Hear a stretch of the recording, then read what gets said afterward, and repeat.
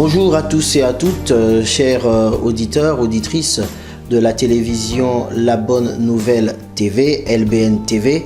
Nous sommes encore là aujourd'hui avec vous pour partager des moments de la parole du Seigneur. Je suis le pasteur Novi Dimaving, je suis le pasteur principal de l'église Beacon Church à Paris. Nous avons également une extension Beacon Church au niveau de la Côte d'Ivoire. Et au passage, je salue tous ceux de la Côte d'Ivoire et toutes personnes qui nous suivent en ce moment. Nous revenons toujours dans les sujets d'actualité, nous qui vivons sur la terre, nous terriens, mais avec toujours cette pensée de l'éternité. Et ce jour, nous voulons partager un thème simplement qui dit partir pour le ciel. Partir pour le ciel parce que on voit au travers les médias, au travers les années qu'il y a eu une course qui s'est ouverte de l'homme qui veut conquérir l'espace, l'homme qui veut aller dans l'espace, l'homme qui veut savoir ce qui s'y passe. Les premiers explorateurs, les premiers pionniers ont fait le tour dans l'espace, d'autres ont posé leurs engins sur la Lune. Aujourd'hui, l'homme envoie même des engins sur Mars, avec l'idée qu'un jour nous pourrions plutôt coloniser cette planète, aller y habiter. Et du reste, nous savons qu'il existe déjà une station en permanence dans l'espace, une station où il y a des personnes qui travaillent, pour faire des examens pour voir comment un jour, effectivement, nous pourrons coloniser et aller en dehors de notre planète. Donc, l'homme a ce désir-là d'aller loin, de conquérir l'espace. Alors, il y a eu un moment où, effectivement, il a aussi cherché à voir ce qui se passait dans les abysses, dans les océans, dans les fonds des océans. Mais l'homme a compris que c'était limité. C'est vrai qu'il y a encore beaucoup de choses à voir dans les abysses, à découvrir, parce qu'il y a des endroits où l'homme ne peut pas y aller. Mais il a compris aussi que au-dessus de nous, c'était quelque chose de très vaste, quelque chose d'infini qu'il pouvait exploiter. Avec, comme j'ai dit, l'idée qu'un jour, l'homme pourrait aller habiter sur Mars, l'homme pourrait aller habiter sur la Lune ou sur une autre planète que la Terre. Donc cette motivation est dans le cœur de l'homme. Mais moi, ce que j'aimerais dire aujourd'hui, c'est que cette motivation devrait aussi être notre motivation spirituelle. Voilà ce que Christ nous dit dans le livre de Jean.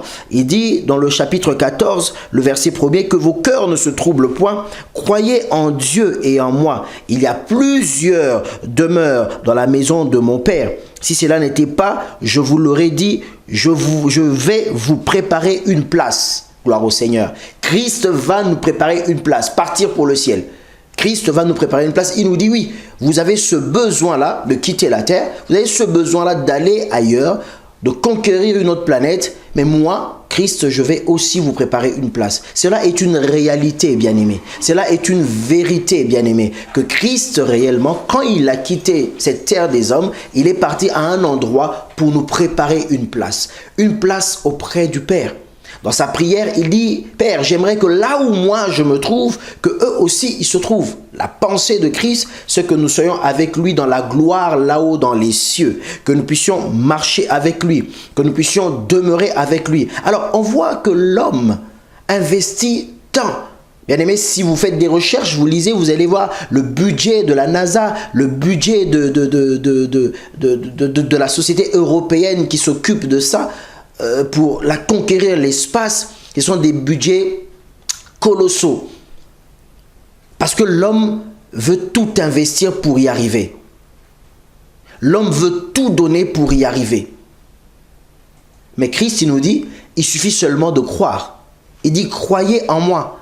Moi, je vais vous préparer une place. Croyez en moi simplement. Il ne demande pas de l'argent. Il ne demande pas de payer, de voter un budget. Il ne demande pas de réunir des sommes colossales. Ce que Dieu demande aujourd'hui, c'est de croire simplement.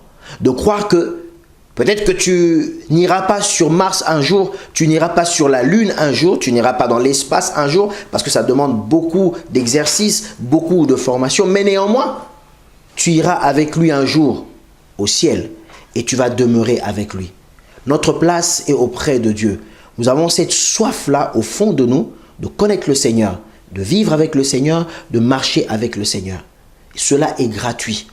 Il ne te demande rien, simplement la foi. Nous croyons que réellement les hommes sont partis en l'espace. D'autres personnes font des dons pour soutenir la colonisation de l'espace, des exoplanètes, des planètes qui sont lointaines. On soutient cela. Pourquoi ne pas soutenir aussi simplement en donnant ta foi et en croyant en Dieu? Tu crois dans l'aventure humaine. Tu crois en ses exploits humains. Pourquoi ne pas croire au Créateur qui te promet bien plus que ce que les hommes veulent te donner? Parce qu'un jour, quand le ciel et la terre passeront, bien-aimés, toutes ces planètes que nous voulons conquérir, toutes ces planètes vers lesquelles nous voulons aller découvrir, ces planètes-là passeront aussi. L'univers passera. Même les lieux de l'univers, les confins de l'univers inexplorés passeront. Mais il n'y aura que la présence de Dieu qui demeurera. Et Dieu t'invite à entrer dans cette présence gratuitement. Il dit viens, viens et entre. 2 Corinthiens 5 nous dit ceci.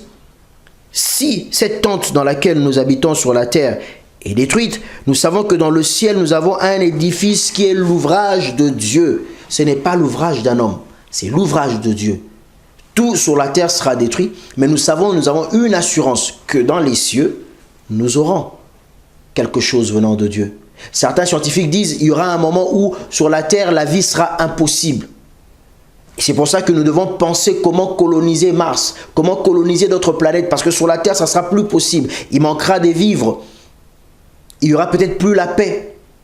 Ça veut dire que l'homme sait qu'à un moment donné, ce qu'il y a sur la Terre va être détruit. Et il veut chercher une alternative. Sauf que l'alternative que l'homme cherche va aussi être détruite un jour. Mais la Bible nous dit que ce que Dieu nous promet, la vie éternelle, avec lui, dans les cieux, ça, c'est quelque chose de bâti pour l'éternité et quelque chose de solide. Apocalypse 21 nous parle de cette ville, de cette cité qui descend du ciel. C'est une image que je donne.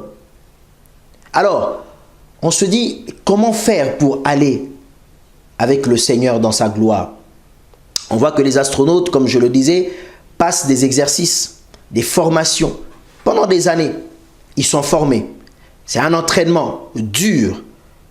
C'est un entraînement avec beaucoup de sacrifices pour effectuer un jour un voyage.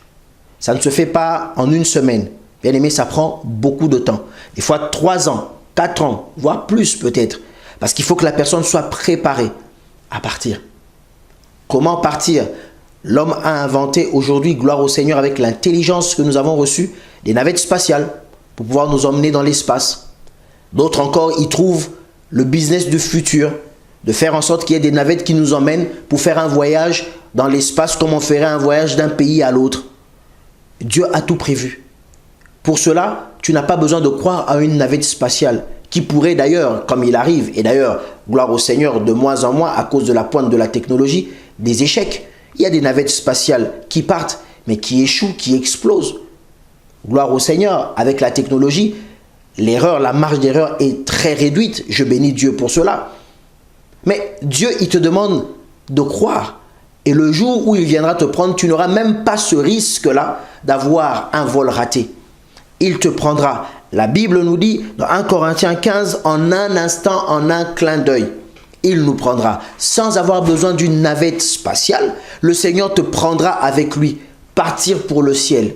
Le Seigneur te prendra avec lui pour que tu montes avec lui dans la gloire. La Bible dit que ce jour-là, nous aurons une rencontre dans les cieux.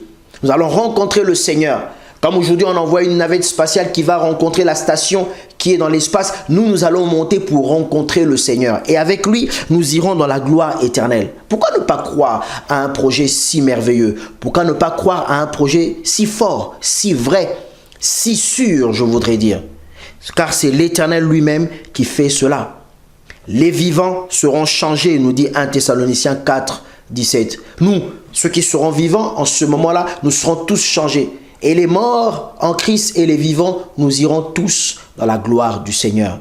D'autres me diront, mais cela fait longtemps que nous attendons cette promesse qu'il reviendra. Il a dit, il reviendra bientôt. Mais jusque-là, aujourd'hui, voici 2017, il n'est toujours pas revenu. Oui, mais tout à l'heure, je parlais de la formation de ces astronautes. Ils acceptent ce sacrifice de faire des années rien qu'à être formés avec des entraînements rudes pour un jour aller au ciel. Pourquoi ne pas avoir la même patience?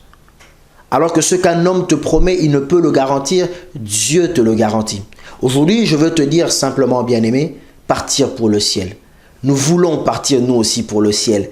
Nous ne voulons pas aller pour coloniser Mars. Nous ne voulons pas aller pour coloniser une planète quelconque. Nous ne voulons pas aller pour mettre les pieds sur la lune, mais nous voulons aller dans les cieux avec notre Seigneur.